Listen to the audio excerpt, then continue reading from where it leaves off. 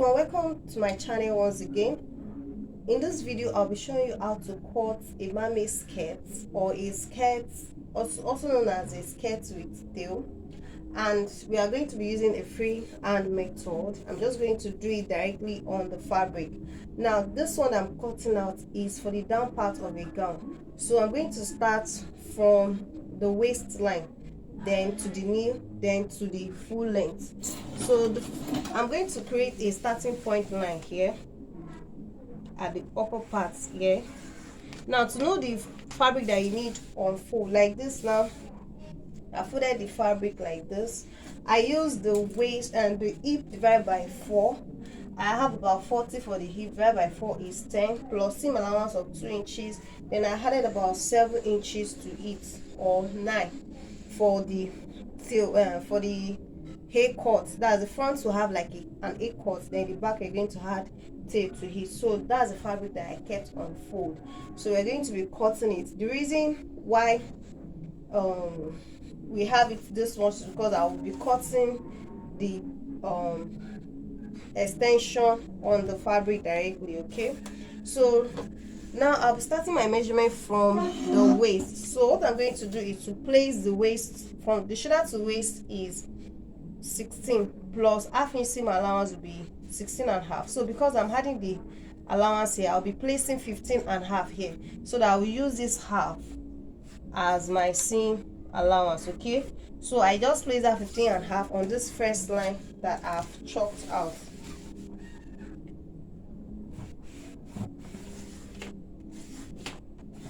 This is the line, so I'll place the 15 and a half here. Then from that 15 and a half, I'm going to mark the shoulder to hip, and that's the shoulder to hip is 26. I'll be marking it here, and then the shoulder to knee is 38. And because we are going to be slanting it out, you will not place the slant on the knee exactly, so you can go up by like 2 inches or 2 and a half or 3 inches. I'll be going up by 2 and a half. So instead of marking 38, I marked the knee as 35 and a half. So I'm just going to place it before I place the one on the full length, because this space is not enough to contain all the fabric. So here also I'm going to be marking the shoulder to hip, and then the knee measurement that I've marked earlier. So I'll draw out these lines for this part. So if you are doing a skirt, it's just the same way. You just start from the skirt length, the waist, then to the hip, then to the knee. That's the actual knee for this one now is 38, but we did not use it, so this will have been the actual knee, but I didn't use it. I came up by 2 and a half. Then we now measure the shoulder to full length. The shoulder to full length is 58. So I'll place this like this. Okay, so I'll measure the 58 plus seam allowance of about 2 inches. We are folding the hem, so I have exactly 60 at the end. Okay, so like this I can use it.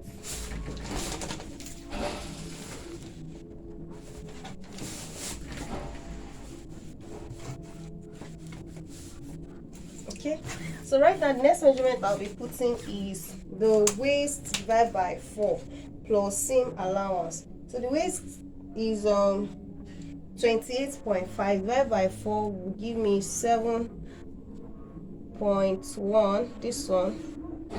Okay, then plus seam allowance, I'm using 2 inches seam allowance. Then the hip is 40 divided by 4 is 10, plus 2 inches seam allowance. Okay, now for a pencil effect here, I'm going to remove 1 and a half. You can remove 1 and a half or 2 inches from this your hip measurement and place it on this knee to have that pencil effect on the knee. So if I place the actual hip measurement, okay, so instead of adding 2 inches, I'm going to just add ½ inch.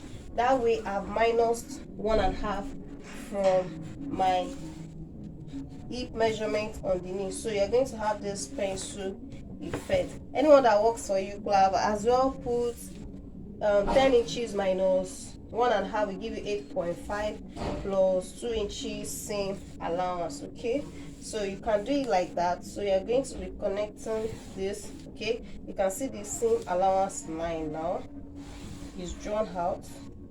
This is the seam allowance, and then this is going to the waist, and then this is the seam allowance. Okay, so for this down part, I'm going to measure what I have here all through.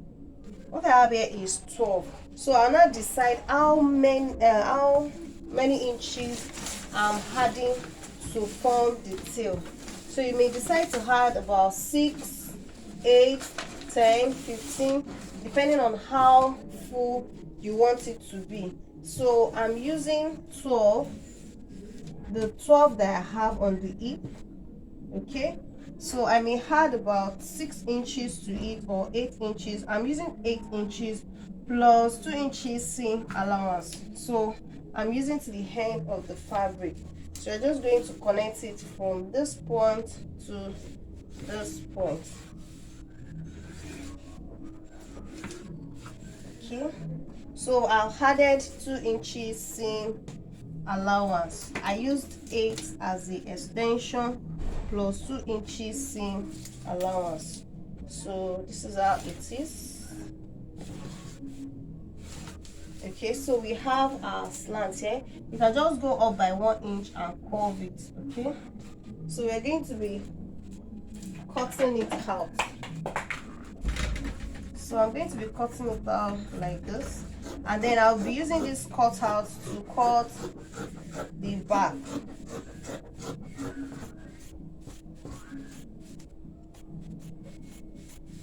Now I cut the, like I said, this is a gown. I'm cutting it for a gown, and you can see that I cut the down part first, because all this excess that is remaining, I'll be able to use it to cut the upper part. The upper part will have a bustier effect.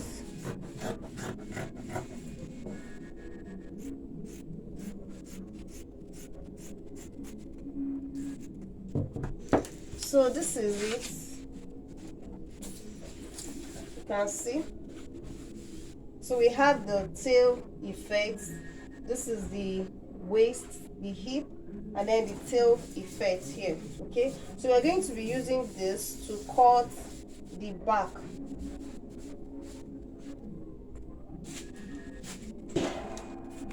So to cut the back, I left space of about 8 inches. I left 8 inches here.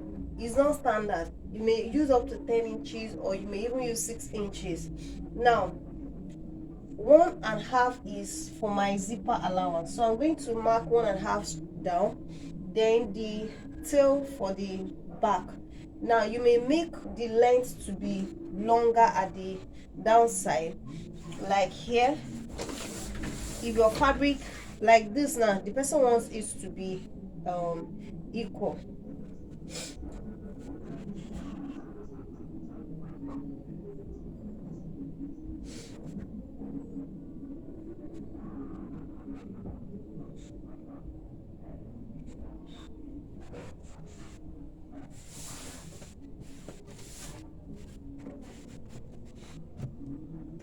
Okay, so for the back, I kept the fabric on fold also, and then I left a space of 8 inches here.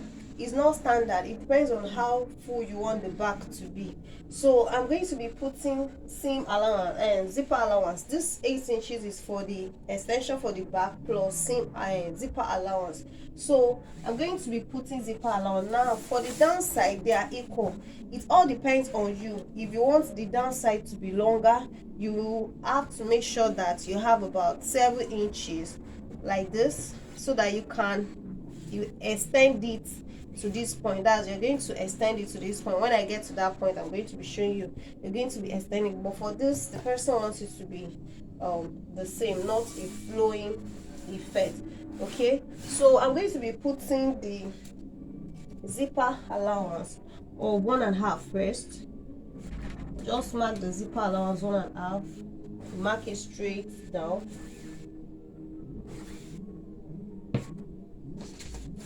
I'm sorry, I didn't want to cut on the floor so that my back would not ache too much, so I had to manage this table.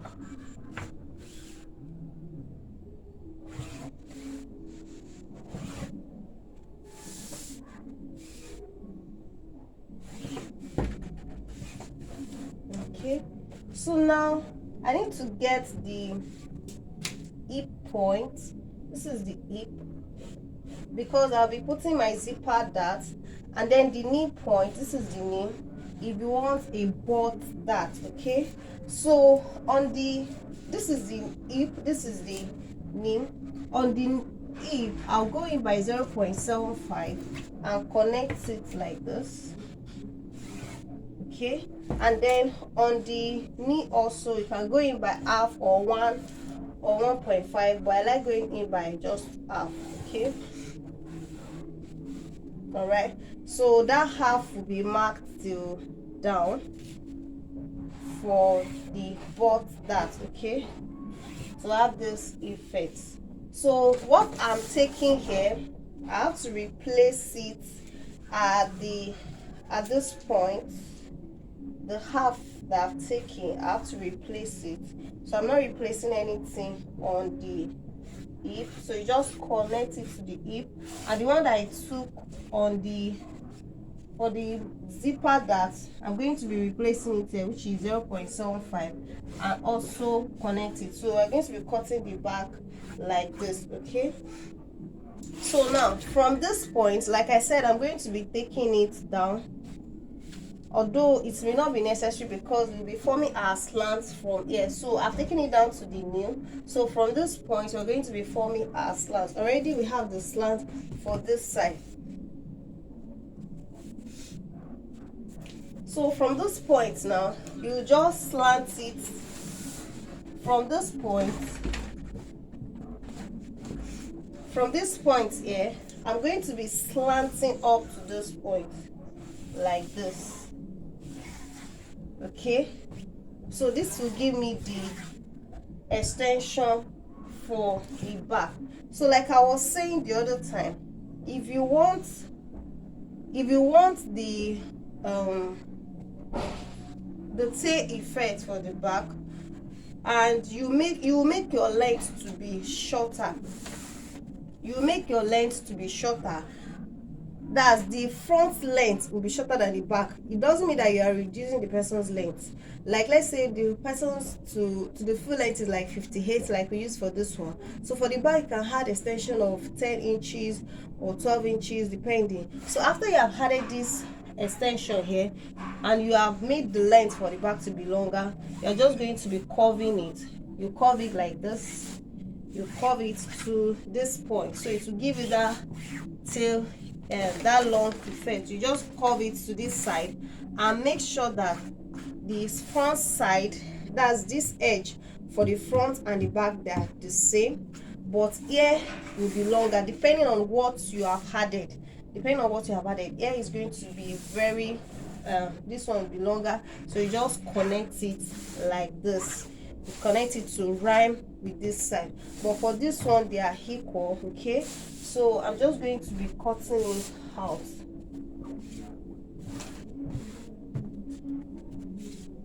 So I need to cross check to make sure that I'm not. Okay, so I'm just going to be cutting it out. It's very easy. You can see that this is very easy to do.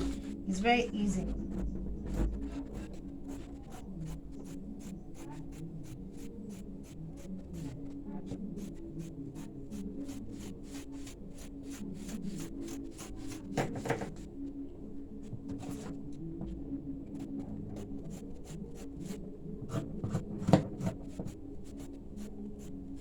So you connect it to the half inch that we took on the board, and then this extension here.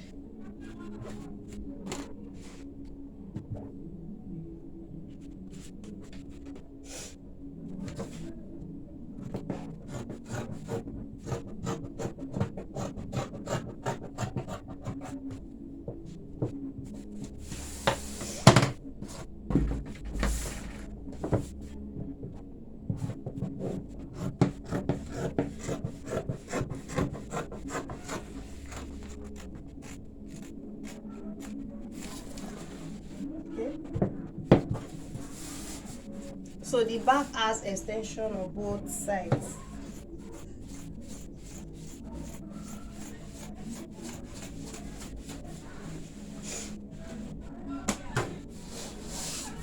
So this is the outcome, this is the front, and then this is the back. You can see that the back has extension on both sides. Okay, so this part will rhyme with the front, and then this one will form the tail for the back.